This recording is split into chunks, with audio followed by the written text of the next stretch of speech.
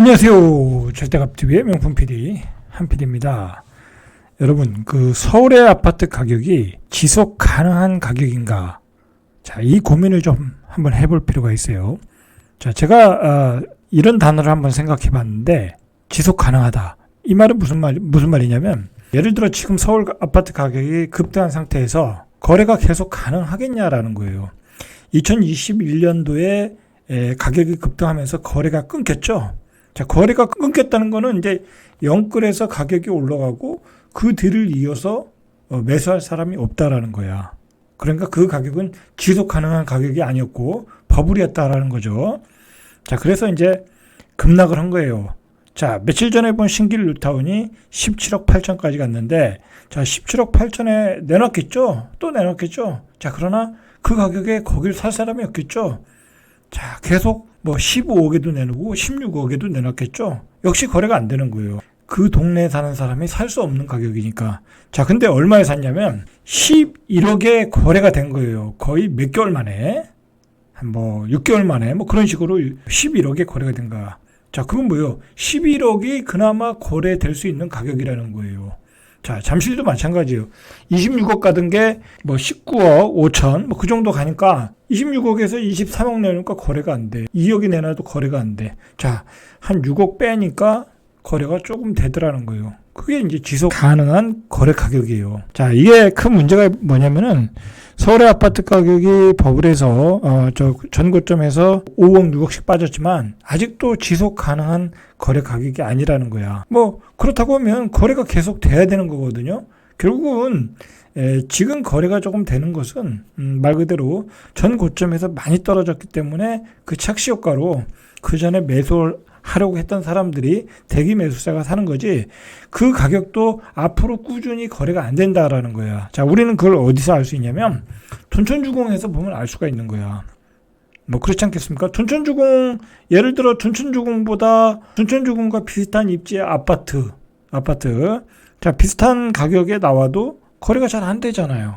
그죠? 거래가 안 되잖아요. 그런데 새 아파트를 비슷한 가격에 내놔도 별로 흥행에 실패했잖아요. 막상 살려고 해도 분양 계약을 하려고 해도 도저히 이자 부담 때문에 안 되잖아요. 12억 5천이라고 하지만 실제 다 들어가는 돈은 15억 정도야. 거기다가 내가 한 5년 정도 들고 있다 팔려고 하면 거의 18억, 20억에 팔아야 조금 먹고 파는 거야. 20억 정도에 팔아야 내가 1, 2억 가져가는 거야. 그게 쉽겠냐라는 거야. 20억이 과연 가격이 쉽겠냐라는 거야. 12억 5천에 분양했는데 그게 20억을 가려고 하면 앞으로 5년, 10년 이상을 더 걸릴 수 있잖아요. 그럼 그동안 또 금리 부담이 있으니까. 자, 이렇게 지속 가능한 거래가 아니라는 거야. 지금 서울의 아파트 가격은. 지방도 이미 그랬는데 지방은 이미 마피의 시절로 들어갔어. 대구시장, 그 다음에 울산, 그 다음에 대전, 이런 적들 다 이제 2018년도 가격으로 다 돌아갔어, 이미. 자, 그러니까, 그런 지방광역시는 결국은 2018년도 가격으로 가야 지속 가능한 거래 가격인 거야. 자, 그 얘기는 뭐냐면 이 서울의 아파트 가격도 지속 가능한 거래 가격으로 결국 돌아가야지 이제 시장이 이제 거래가 꾸준히 되고 시장이 이제 안정을 찾을 수 있을 거다라는 거예요. 그렇지 않고서는 이 매수세가 없는 거야. 자, 이제 그런 개념이 굉장히 중요한 거야, 이게. 서울의 아파트 가격이 지속 거래 가능한 가격으로 가야 된다. 그 거래 가격이 안 되기 때문에 지금 거래가 안 되는 거다. 그래서 갭 하락을 하는 거다. 라는 걸 여러분들이 좀 아실 필요가 있어요. 자, 그게 지방광역시는 이미 무너졌고, 그 다음에 이제 북상을 해서 수도권을 무너뜨렸잖아요. 이미 제가 이제 내일이나 모레 이제 이번 주에 다루려고 그러는데, 시흥에서 광명 그런 주제로 다루려고 그러는데, 이미 그런 외곽 도시들, 남양주, 시흥, 화성 이런 데는 이미 2018년도 말 가격으로 갔어. 그러니까 여기서 만약에 더 떨어지면 2018년 초나 2017년도 가격으로 하는 거야. 가격이 급격하게 떨어지는 거야. 자, 그 다음에 어디가 떨어졌냐면 이제 광명, 하남, 성남, 이 수도권의 핵심 지역이잖아요. 자, 이런 지역도 지금 한 5억, 6억, 7억, 광교, 수원 이런 지역들 그렇게 떨어지고 있어. 떨어지고 있다. 아주 급격하게 떨어지고 있다라는 거야.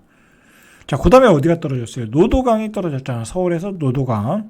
그 다음에 어디가 떨어졌어요? 서울의 서북권, 은평구, 그 다음에 서대문구, 이런 지역. 그 다음에 강남 3구라고 하는 송파. 자, 이런 지역들이 떨어지고 있다라는 거야. 결국은 이제 그 버블이 꼈던 가격이 떨어진다라는 거야. 이런 지역들의 조금 공통점을 우리가 좀 발견할 필요가 있어요. 예를 들어서 뭐 40대, 50대, 60대들이 사는 그런 전통적인 그런 지역들은 물론 그 사람들은 별로 이동을 안 하니까, 그리고 기존에 살았던 사람들이 많은 지역이잖아요. 쉽게 말해서 이 구세대들이 많이 살았던 날, 옛날 사람들이 많이 살았던 곳은 뭐 거기 원래 살았던 사람들이니까 별로 뭐 거래가 안 될 수도 있잖아요. 그러나 이런 지역들은 바로 이제 20대, 30대 영끌하신 분들이 많이 산 지역들이야. 아니면 투기로 많이 들어갔던 지역이야. 수도권 외곽에 얼마나 많은 투자자가 들어갔냐고. 자, 그 투자자들이 지금 역전세 만나고 고금리 만나고 그래서 다 집어 던지고 있다라고 보시면 돼. 그냥 수도권은. 자, 그게 이제 광명, 하남 그런 핵심 지역까지 들어갔고, 노도강 역시 영끌 세대들이 무지하게 들어갔잖아. 서북권 역시 마찬가지고, 송파도 투자로 들어가신 분들 많아요. 강남 사람들 거기 투자한 사람들 많단 말이야. 자, 그런 지역들 투자, 그다음에 영끌, 그런 젊은 세대들이 집중적으로 산 지역들이 급락을 하고 있다라는 거야. 자, 결국은 그 사람들이 버틸 수가 없는 거지. 그리고 이제 그 지역의 집들을 사줄 사람은 또 그런 젊은이들이잖아. 20대, 30대, 40대 초반 젊은이들인데 그 사람들이 지금 살 여력이 없어. 이미 100만 명이 이미 진입을 해서 지금 고생을 하고 있기 때문에, 그러니까 여기는 매수세가 공백이 돼버린 거야. 자, 그래서 여기 집값이 급락을 하고 있는 거예요. 지방은 그냥 매수세 자체가 없는 거고, 지방은 어떻게 해서 올라갔어요? 뭐 투기꾼들이 다 들어가서 올린 거잖아. 그 투기꾼들이 역전세 만나고 다 투매로 던지고, 뭐 그러니까 그냥 그대로 폭삭 주저앉은 거고. 자, 시장은 그렇게 보셔야 되는 거야. 자, 그래서 서울의 뭐 강남, 그다음에 뭐 이렇게 서울의 전통적으로 뭐랄까요, 강한 지역들 있잖아. 용산, 마포, 그런 데는 조금 덜 떨어지는 거야. 왜냐면 그 옛날부터 살았던 사람들이 있거든, 그런 지역들은. 그러나 전체적으로 이제 떨어지면 마지막에 그런 지역도 이제 버블이 거칠 수 있다라는 거죠. 그렇게 보시면 돼요. 자, 결국은 이제 시장은 이성을 찾고 우리 경제 상황에 맞게, 우리 GDP 상황에 맞게 이제 가격을 찾아가는 거야, 결국은. 다시 옛날과 같이 뭐 급등한다, 뭐 그런 거 없어, 이제. 그때는 모든 여건이 그렇게 갈 수 있을 수 있는, 전 세계가 다 그랬으니까, 그런 갈 수 있었던 여건이 됐기 때문에 간 거지, 이제 그럴 수 있는 여건이 전혀 아니야. 그 반대 상황이라는 거야, 여러분. 그러니까, 뭐 투기꾼들이 뭐 다시 집값이 올라간다, 뭐 사라, 그런 말에 귀도 기울이실 필요 없어. 자, 지금이 어떤 상황이냐면, 여러분, 굉장한 경기 침체가 코앞에 왔어. 뭐 우리가 말로만 경기 침체 하는데 도대체 경기 침체가 뭐야? 바로 나오잖아요. 석 달째 월급을 못 주고 있다라는 거야. 가전업계가 역대급 한파라는 거야. 연매출 4천억대 중견 가전업체 W사는 석 달째 월급을 못 주고 있다라는 거야. 안 팔리는 거야, 가전들이. 여러분, 지금 이자 내기도 버겁잖아. 그죠? 자기 소득에서 이자 내는 게 지금 2배, 3배가 됐잖아. 저도 상가 샀는데 상가 이자가 3배가 오른 것 같아. 3배. 3배까지는 아니고 한 2.5배는 오른 것 같아. 아주 죽겠어요. 그래가지고. 저 같은 사람도 죽겠는데 다른 사람들은 오죽하겠냐고. 그죠? 당연히 저도 이자를 2.5배 더 내다 보니까 소비가 줄죠. 외식도 줄고 가전제품도 못 사더라는 거야. 그게 다른 사람들도 다 마찬가지라는 거야. 누가 지금 TV 사겠어요? 있는 거 그대로 쓰면 되지? 삼성전자, LG전자 가전 공장 평균 가동률을 지난해보다 낮췄다. 그리고 LG전자 가전 유통 채널인 하이프라자는 최근 희망퇴직을 받기 시작했다. 여러분, 경기 침체는 구조조정 희망퇴직이라고 제가 얘기했죠. 이미 이런 그 유통업체에서 희망퇴직 받고, 은행에서 희망퇴직 받고, 증권사에서 희망퇴직 받고, 그리고 이 중소기업도 얼마나 많은 기업들이 지금 희망퇴직을 받겠냐고. 지금 그런 상황으로 가고 있다라는 거야. 소비가 줄어든다는 거야, 지금. 뭐 그런 세상에서, 그런 상황에서 뭐 집을 살 생각이 있겠어요? 집을 더 줄여나가겠죠. 자, 가전업체들도 지금 재고가 쌓이고 있다고 그래요. 자, 보세요. SK 매직, 예? 신일전자, 이거 신문에 나온 거예요. 쿠쿠홈시스, 이런 소형 가전업체도 막대한 재고에 어려움을 겪고 있는데, SK 매직 같은 경우에 재고 자산이 지난해 말 599억 원에서 올해 3분기 809억 원. 자, 선풍기로 유명한 신일전자, 이거 신일전자 유명한 업체잖아요. 좋은 업체잖아요. 그죠? 재고 자산이 같은 기간 254억 원에서 428억 원으로 70%가량 증가했다라는 거예요. 이렇게 모든 공장들이 이 재고가 쌓이고 있다라는 거야. 우리나라의 그 경기 침체가 오면 우리는 굉장히 강도가 세요. 뭐 이거 우리가 돈을 막 찍어대서 돈을 풀어서 이렇게 해결할 수 있는 게 아니잖아요. 그리고 지금은 그렇게 풀 수 있는 시기도 아니잖아요. 그죠? 그렇기 때문에 이제 많은 자금난이 이제 불어닥칠 거예요, 아마. 자, 부동산에서 이미 시작됐죠. 이런 제조업에서도 또 자금난이 일어나죠. 그러니까 한 차례 회오리 바람이 불 것 같아. 여러분 대비하시라는 얘기예요.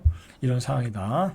자, 지금 가장 어려운 그 업종 중에 하나가 또 부동산이죠. 자, 부동산인데, 자, 지금 그 건설사들이 많이 사업을 벌려놨잖아요. 뭐, 오피스텔, 뭐, 도시형 생활주택, 생숙, 뭐, 여러 가지 사업을 벌렸는데, 지금 마지막으로 벌려놨던 사업들이 다 이게 계약이 안 나오고 있어. 분양이 안 되고 있어. 자, 그래서 할인 분양으로 들어갔다라는 거예요.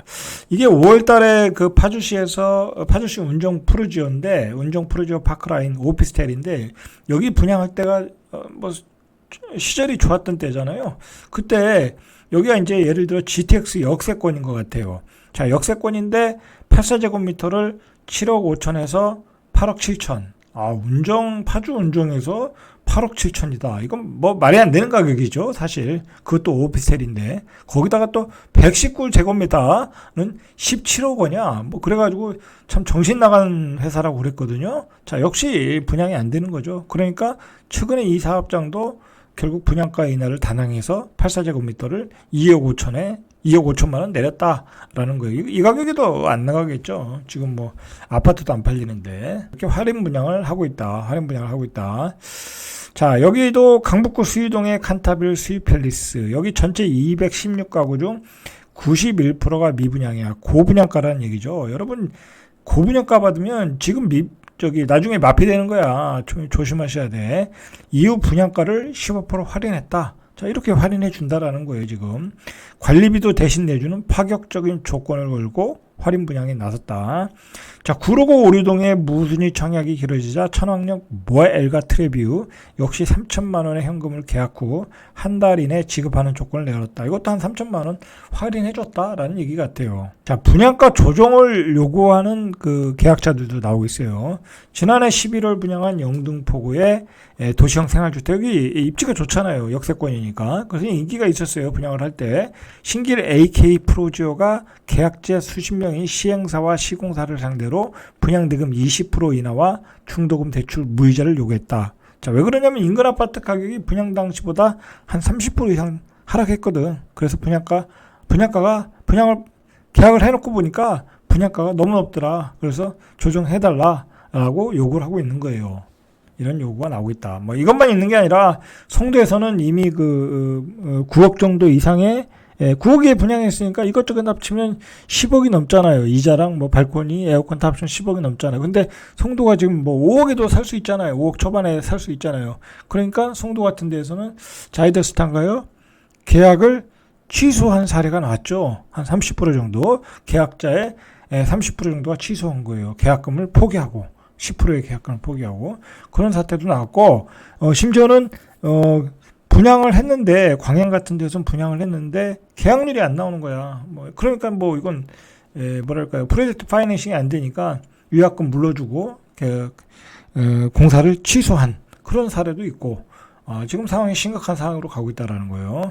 자, 16일 당첨자를 발표한 성북구 장이 자이 레디언트. 여기 이제 곧 이제 정당 계약을 앞두고 있거든요. 자, 근데 여기도 흥행에 실패를 했어. 그래가지고 이게 계약이 완판이 안 될 거라고 예상을 하고 있어요. 지금 별로 인기가 없어.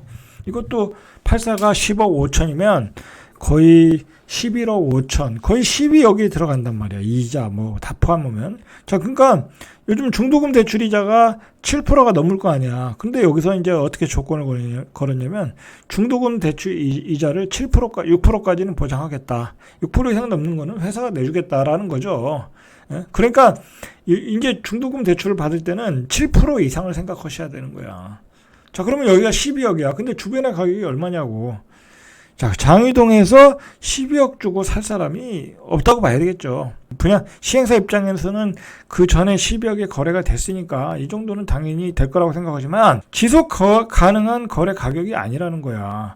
장위동에 있는 사람들이 거기 아파트의 전세 가격을 얼마에 살겠냐고. 뭐 5억에서 6억 살 거 아니야. 아무리 좋은 아파트도. 그러면 나머지 6억 대출을 받고 들어와야 되는데 7%에 6억을 대출을 받으면 한 6, 700 이상을 내야 돼, 월. 그거 가능하겠어요? 가능하지 않겠죠. 자, 이런 아파트들 조심하셔야 돼. 덜컥 계약했다가 고분양가에 아까 봤듯이 그 송도의 자이드스타 같은 꼴이 날 수 있다라는 거야. 여러분, 그리고 또 생각해야 될 게 뭐냐면 이제 서울이 규제가 풀린다. 내년 초에. 강북 같은 경우는 내년 초에 풀릴 수 있거든요. 그러면 여러분들 풀리면 전매 제한하면 되지 않겠냐라고 생각하는데 여러분, 전매 제한을 한다는 얘기는 다른 분양권도 다 풀린다는 거야. 내가 계약한 아파트에 분양권 거래가 가능한 게 문제가 아니라 그 전에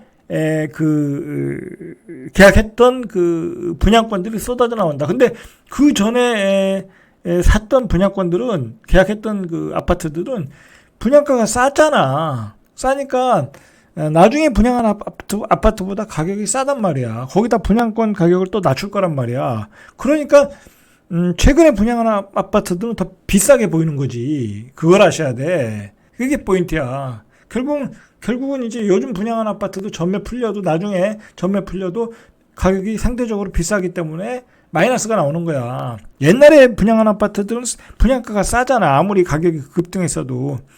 거기서 프리미엄을 또 낮출 거 아니야. 규제 완화가 돼서 조정지구 해제가 돼서 분양권 전매 제한이 해제돼서 분양권 거래 가능하니까 무조건 분양을 받는다? 그거 굉장히 미련한 행동이라. 자, 서울이 이번 주에 한국 부동산에서 나온 매매 가격을 보니까 30주 연속 하락을 했어요.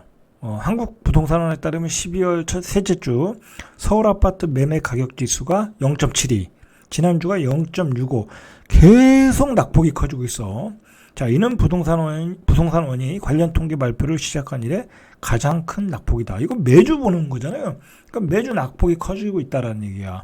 자, 이렇게 되면 조만간에 1%대 낙폭이 나오는 거야.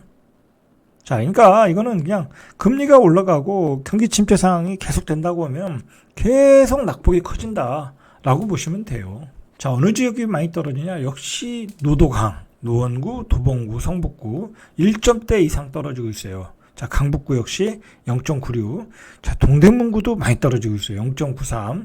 은평구 역시 많이 떨어지고 있고, 서대문구, 그러니까 노도강, 서북 지역들, 그리고 송파도 많이 떨어지고 있고, 영등포도 역시 많이 떨어지고 있고, 자, 이렇게 서울 전반적으로 다 떨어지고 있는데 노도강, 강북구 쪽이 많이 떨어지고 있다.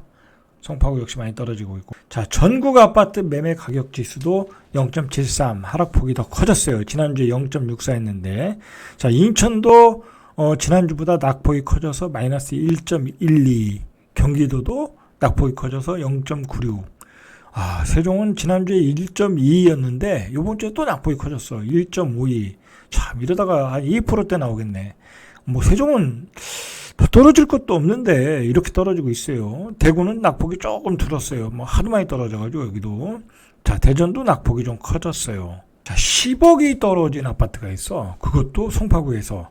재건축 상징인 잠실주공. 뭐 재건축으로 유명한 아파트죠. 10억이 하락했다라는 거야.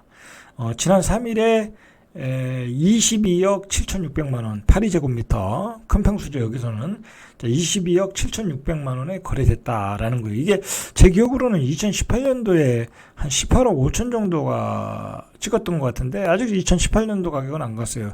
이게 얼마까지 올라갔었냐면 18억 뭐에서 지난해 11월에 32억 7,880만 원을 찍었어. 그래서 10억 넘게 떨어진 거야.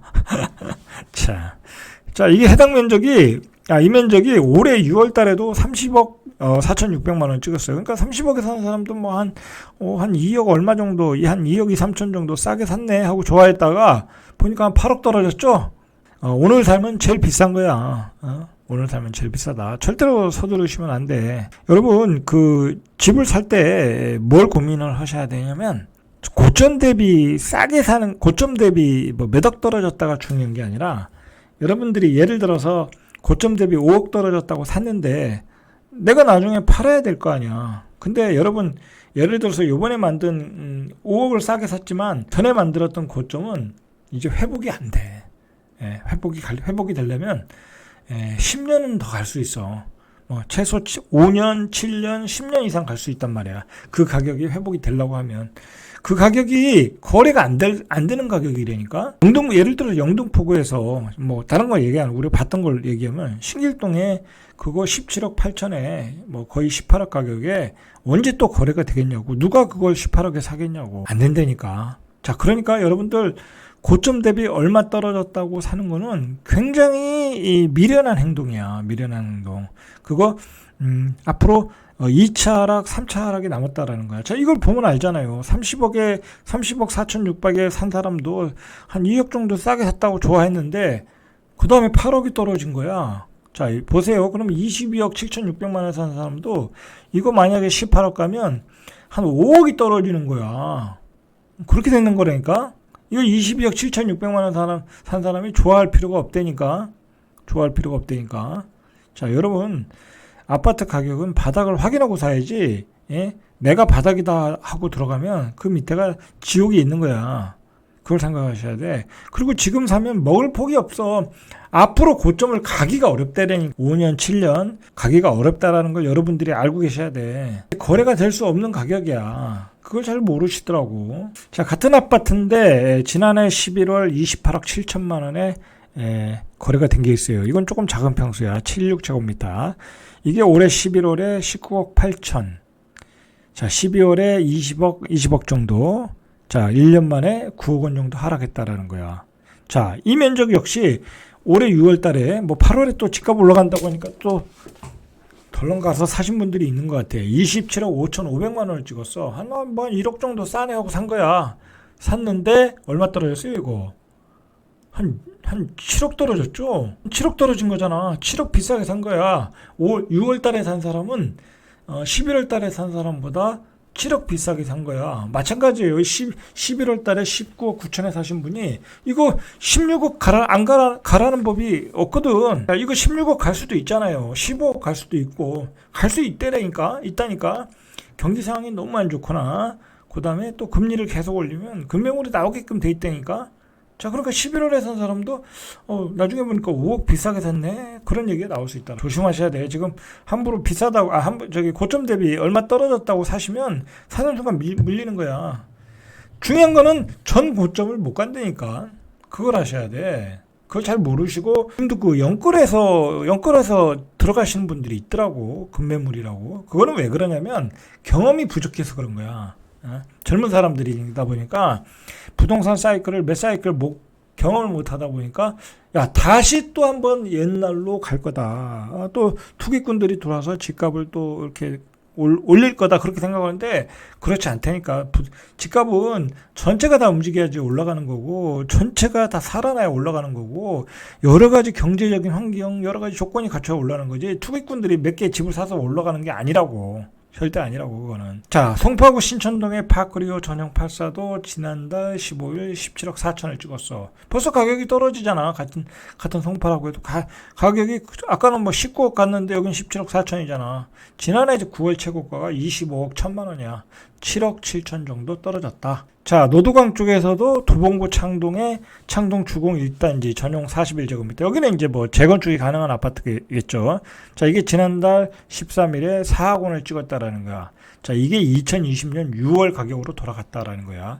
자, 서울은 아직도 2020년 초중반 가격으로 밖에 안 떨어졌어요. 그러니까 서울도 이제 2019년도 가격으로 떨어질 수 있는 거야. 그러니까 아직도 더 떨어져야 되니까. 거래가 가능하려면 더 가능하다니까. 지금 가격에서는 거래가 되질 않아. 지금 가격에서 거래되는 건 말 그대로 그동안 매수하려고 돈을 가지고 있던 사람들, 그 사람들 때문에 거래가 되는 거야. 자, 영등포 여의도동 시범 아파트 전용 118제곱미터 지난 12일에 20억에 매매 거래됐다. 이거 지난해 4월 최고가가 26억, 6억 떨어졌다. 자, 이렇게 이제 사실 이런 경우가 많지는 않았었거든요. 한 2개월 전만 해도 이런 경우들이 이제 점점 많아지고 확산되고 있다라는 거는 이게 이제 평균가가 되는 거야. 평균가로 이렇게 거래가 되다가 또 매수세가 끊겨. 수요가 한계가 있으니까 이게 지속 가능한 거래 가격이 아니거든. 그러면 끊겨. 그리고 또 매물이 쌓여. 쌓이다가 급한 사람이 또 매물을 한 2, 3억 낮춘다니까. 20억이 내놨다가 17억이 내놓는다니까? 그럼 그 17억이 또 거래가 돼. 그런 식으로 계단 하락을 하는 거야. 아파트 가격이. 그렇게 보시고 길게 보셔야 돼. 지금 현금 있으면 그냥 은행에 넣어놓으시면 돼. 5% 이자. 여러분 5억을 은행에 4년 넣어놓으면 1억이 나와. 4년 동안 1억을 벌 수 있는데 내가 지금 5억 가지고 집을 사서 그것도 취등록세 내야 되잖아. 그러면 4년 동안 한 1억 5천 이상 벌 집이 있어요. 지금 잘못 넣었다가 4년 뒤에 더 떨어질 수도 있는데 한번 비교해 보시면 알겠죠. 자, 강서구 마곡동의 마곡 13단지 실스테이트 여기도 12일에 1억 3천, 11억 3천 거래됐다. 여기가 지난해 8월 최고가가 16억 8천, 5억 5천이 내려졌다는 거예요. 자, 여러분 이것도 마찬가지야. 마곡 13단지 실스테이트를 16억 8천에 거래가 되겠냐고. 그죠? 안 되니까 이렇게 5억 5천을 내린 거잖아. 그러니까 지속 가능한 거래 가격이 아니었다라는 거야. 자, 11억 3천도 마찬가지야. 이 가격이 계속 꾸준히 거래가 될 수 있냐고. 매수세가 많지 않으면 안 되는 거야. 자, 동작구 흑석동의 롯데캐슬 에디볼의 전용 84 지난 19일에 15억 원에 거래됐는데 지난해 11월 최고가가 19억 5,500만 원, 4억 5천만 원이 떨어졌다. 자, 이것도 15억 원에 계속 거래가 가능하겠냐는 거야. 자, 그 거래가 가능하겠냐라는 그 단지의 전세가를 보라니까. 이거 전세가가 잘해야 7억에서 8억 사이 아니겠습니까? 그렇지 않겠습니까? 흑석동이 뭐 대단한 동네도 아니고 뭐 한 7억에서 8억 사이일 거란 말이에요. 자, 그러면 거기 사는 사람들은 8억을 들고 있는 거야. 자기 돈을 현금을 다 들고 있어도. 그럼 내가 7억이 뭐야? 한 8억을 대출을 받아야 되잖아. 그게 쉽겠냐고. 그러니까 15억 원이 거래가 안 되는 거지. 차라리 그냥 전세 사는 거지. 재산세, 종부세도 안 내고. 어제 규제 완화를 했죠. 규제 완화를 한 건 아니고 이제 법안이 통과가 돼야 되는 건데 어쨌든 계획을 발표했어요. 앞으로 이런 방향으로 정책을 수정하겠다라는 거 했어요. 근데 어제도 얘기했지만 어제 규제 완화의 핵심은 뭐냐면 시장의 공급 물량을 쏟아붓겠다라는 거야, 여러분. 그리고 임대 사업자를 부활해서 전세 가격을 안정시키겠다라는 거야. 전세 가격이 안정되면 매매 가격이 안정이 되니까 단기 양도세율도 완화해주겠다. 결국은 가지고 있는 분양권들 조정지구 규제를 해제해 줄 테니까 가지고 있는 분양권들 시장에 내놓으라는 거 아니야. 그래서 거래를 활성화하라는 얘기 아니야. 자, 제가 이 얘기가 중요한 게 뭐냐면 예전에 분양권들, 뭐 2, 3년 전에 받았던 분양권들과 앞으로 분양한 아파트의 분양권과 비교를 해보시라고. 어느 걸 사겠냐고. 옛날에 분양을 했을 때는 한 7억에 했어. 근데 지금 분양하는 건 10억에 하잖아. 10억에 하잖아. 이 사람들은 그냥 무패 날리면 되는 거야. 무패 날리면 7억이야. 근데 여긴 무패 날려도 10억이잖아. 그러니까 지금 고분양가 받아도 별로 혜택을 못 받고 오히려 입주할 때 마피가 나올 수 있다니까. 그거 꼭 기억하셔야 돼. 그리고 조정지구 해제를 해준다는 얘기는 시장에 물량이 쏟아져 나오는 거야. 뭐 다른 지역에서 우리가 봤듯이. 그러니까 이번에 규제지구 해제는 더욱 시장이 폭락하는 것을 연착륙시키기 위해서 하는 건데 실제로는 더 경착륙을 시키는데 효과가 있을 것이라고 보면 되는 거예요. 전체적으로 다 공급 물량을 시장의 공급 물량을 활발하게 유통시키는 그런 규제 완화라고 보시면 돼. 자, 그렇게 보시면 된다. 자, 이제 윤석열 정부에서 시장을 살리기 위한 규제 완화 정책을 뭐랄까요? 거의 뭐 엄청난 스피드로 막 쏟아내고 있잖아요. 자, 그러니까 무주택자들도 이렇게 어떤 협회가 있는 것 같아요. 그분들이 이제 성명을 발표했어요. 뭐라고 발표했냐면 신문 기사에 뭐라고 나왔냐면 윤석열 정부 막가파식 집값 부양책으로 희망을 짓밟고 있다. 그래서 무주택자들이 화났다라는 거예요. 자, 이거는 제가 한번 그대로 읽어볼게요. 무주택자들이 주택시장 연착륙과 임대차 시장 안정을 명목으로 아파트 매입 임대 정책을 부활시킨 윤석열 정부를 향해 불같이 분노한다라며 막가파식 집값 부양책을 즉각 중단하라고 규탄했다라는 거예요. 자, 많은 특혜를 줬잖아요. 재산세 100% 감면, 이제 임대주택을 부활해서 종부세 100% 감면, 양도소득세 70% 감면, 뭐 임대소득 공제, 그 다음에 뭐 재건축 안전진단 완화, 그 다음에 초과이득 제초한 금액에 대한 뭐 감액, 그 다음에 일기 신도시 뭐 재건축, 종부세 또 완화, 재산세 완화, 뭐 엄청나게 정책을 쏟아내면서 뭐 과거로 돌아가는 거잖아요. 자, 그런 거에 대해서 이제 뭐랄까요, 반대 진영에서 굉장한 불만을 이야기하고 있는 거예요. 그래서 21일 발표한 윤석열 정부의 주택 정책은 이러한 무주택자와 젊은 세대의 희망을 철저히 짓밟았다. 문재인 정부가 중단한 아파트 매입 임대의 신규 등록을 다시 허용함으로써 아파트 투기에 불을 지르고 그 결과 무주택자들의 내 집 마련의 꿈은 더 멀어질 것이다. 라고 설명했다라는 거예요. 그 얘기는 뭐 우리가 분명히 새겨들어야 될 얘기예요. 너무 속도가 빠른 건 분명히 있어요. 윤석열 정부에서 지나치게 속도가 빠른 건 있어요. 분명히. 뭐 그 내놓는 정책이 꼭 뭐 집값을 투기 거래를 유도한다라고 얘기할 수는 없지만 분명히 그 뭐랄까요, 그 강남의 주택 아니면 뭐 입지가 좋은 고가 주택들에게 분명히 유리한 점들은 있어. 뭐 그냥 재건축 재개발 뭐랄까요, 뭐 용적률 올려주고 그다음에 50층 올려주고 뭐 여러 가지 혜택을 주고 있잖아요, 분명히. 자, 근데 문제는 뭐냐면 지금의 서울 아파트 가격이 결국은 이 거래가 될 수 없는 가격이라는 거야. 지속 가능한 아파트가 아니라는 거예요. 예를 들어서 중요한 거는 지방에 사시던 분이 서울로 올라가야 되잖아요. 올라가는 경우도 많고. 그러면 지방에 있는 아파트를 팔고 서울 아파트를 못 사. 그럼 서울 진입이 안 되잖아. 그럼 서울 가서 또 전세 살아야 되잖아. 그것 자체가 이제 어떤 양극화가 일어나는 거야. 그리고 새로 그 사회 출발을 하는 그 직장을 잡고 결혼하는 젊은이가 집을 살 수가 없잖아. PIR이 14배가 나오니까. 아무것도 안 써도 14년이니까 한 20년, 25년 이상을 모아야 집 한 채 살까 말까야. 그거 어떻게 사겠냐고. 그러니까 이건 정상적인 집값이 아닌 거야. 정상적인 집값이 아니다. 자, 그런 점을 윤석열 정부는 신경을 써야 돼. 지금 너무 집값이 양극화되고 있다라는 게 있단 말이야. 서울의 집값이 너무 비싸단 말이야. 근데 여기다 대고 지나치게 빠른 부양책을 넣어서 서울의 집값에 대한 버블을 빼지 않고 이대로 간다. 이러면 이건 큰 문제가 일어나는 거야. 이거 집값이 버블이 빠지지 않으면 젊은이들이 결혼 안 해. 그 사람들이 결혼을 안 하고 애들을 안 낳는다. 그 사회는 죽은 사회가 되는 거야. 자, 그리고 결국은 집단 자살로 가는 거잖아요. 그래서 0.89, 0.8대 출산율이 나오고 대한민국은 2030년, 40년으로 갈수록 인구가 급감하고 사회적 대혼란이 오는 거야.